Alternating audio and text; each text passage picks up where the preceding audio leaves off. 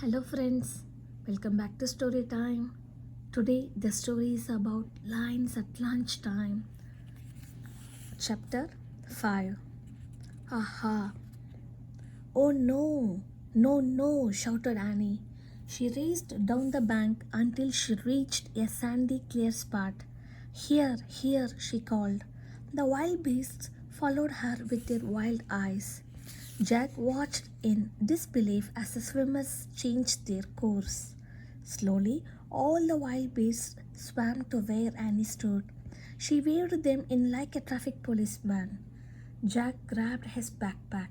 Annie, he cried, let's go before we get trampled. Keep it up, she shouted to the wild beasts as she took off after Jack. They ran further up the river, away from the incoming wild beasts. Finally, they stopped to catch their breath. They looked back. Everything seemed fine.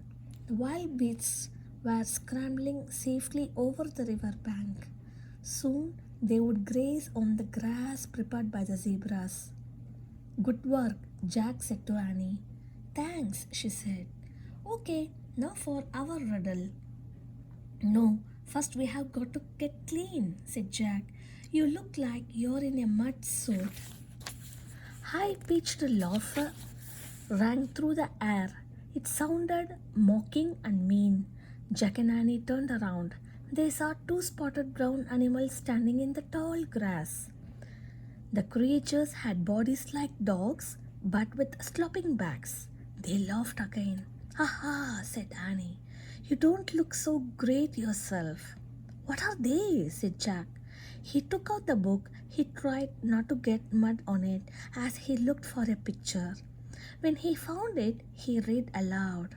On the African plains, the hyena is the ruling predator after the lion. It makes a sound similar to a high-pitched human laugh. What's predator mean? Said Annie. It means it catches things and eats them, said Jack. Oh, said Annie. Yuck.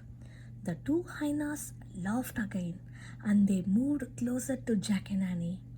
Quietly, Jack read more. The hyena has a reputation for being a thief and a coward. Let's see if they are cowards, whispered Annie. Let's try to scare them. The hyenas laughed and moved a little closer. How? Jack asked.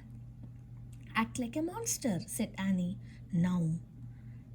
Jack and Annie made terrible monster faces. They put out their hands and rushed at the hyenas. Arrgh, they shouted. The hyenas yelped and scurried off. The scaredy cats. Annie shouted after them. Come on, said Jack. Annie and Jack took off in the other direction. They ran around a bend in the river. Jack heard the hyena laughter again. It sounded far away. Good, he said. They are gone. Hey, maybe we can wash over there, said Annie. She pointed to the edge of the forest. There was a small pond surrounded by tall grass. Zebras were drinking the water. Yeah, said Jack. If it's safe enough for them to drink. The zebras ignored them as they walked toward the pond. When they reached the edge of the water, Jack set his heavy pack down in the dry grass. He glanced around.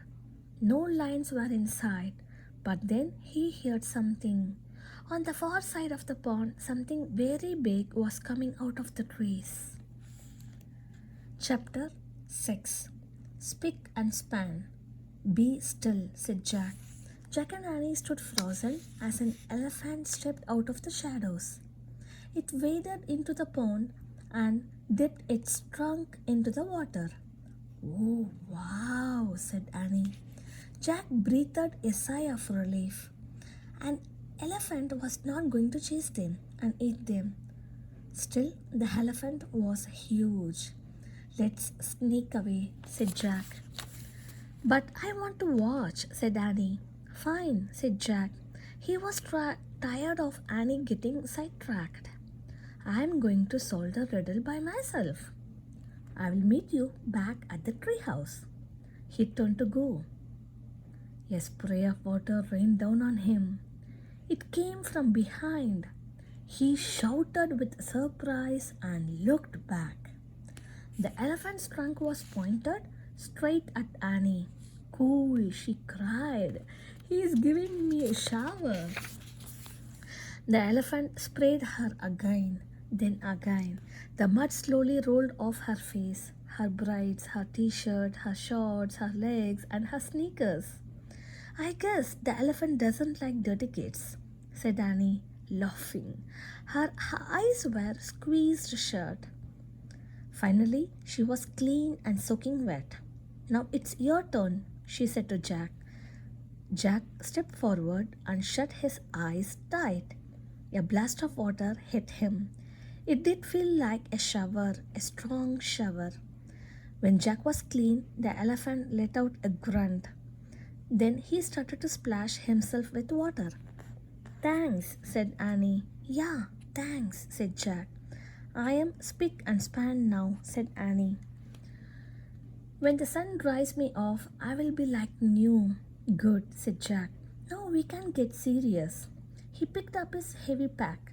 We have to figure out the answer to the riddle so we can leave this place before we run into the real trouble.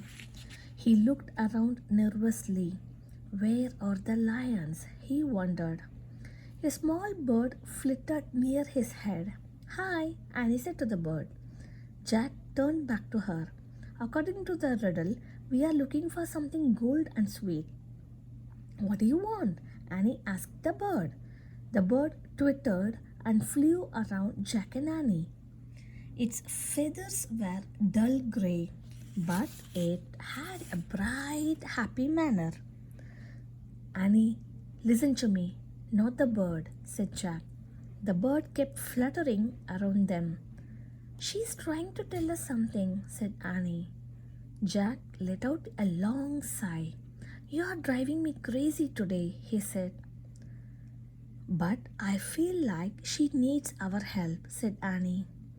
Maybe her babies fell out of the nest. Annie, you can't save every animal in Africa, said Jack. This bird is important, said Annie. Trust me. The bird darted toward the trees. It landed on a branch and cocked its head at them. She says, follow, said Annie. The bird headed into the forest. Annie started after it. Don't go in there, said Jack. You might run into. There was no need to finish. The bird and Annie had disappeared into the trees. A snake or a lion? Jack said to himself. Come on, Annie called. Jack moaned. He pulled on his pack and ran. The peanut butter jar thumped against his back.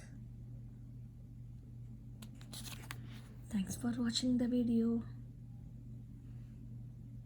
Bye.